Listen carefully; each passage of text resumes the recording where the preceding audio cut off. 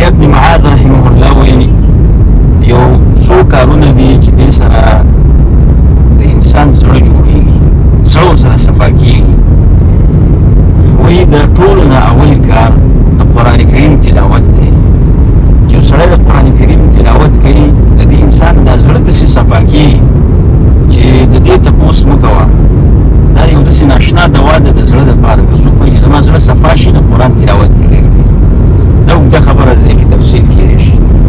دویم دا دی چې خلاء البطن ډېر خوراک هم نه کول. یو سړی چې ډېر خوراک کوي دې سره زړه خرابېږي، ډېر خوب سره زړه خرابېږي، خوراک سره هم زړه خرابېږي. خوراک چې څومره کم وي یې په اندازه باندې خوراک کړي نو دا زړه د انسان دې سره جوړېږي. او بل د شپې لمونځ کول، دا پاڅېدل اګر که 2 رکعته ولې نه د شپې لمونځ کول دې سره د انسان زړه جوړېږي. او اخیرنۍ خبره د نیکانو ملګرو سره ناسته ولاړه کول. نیکان ملګري پیدا کول په دې وخت کې ډېر کم پیدا کېږي، خو چې پیدا دې کړه بیا یې مه پرېږده.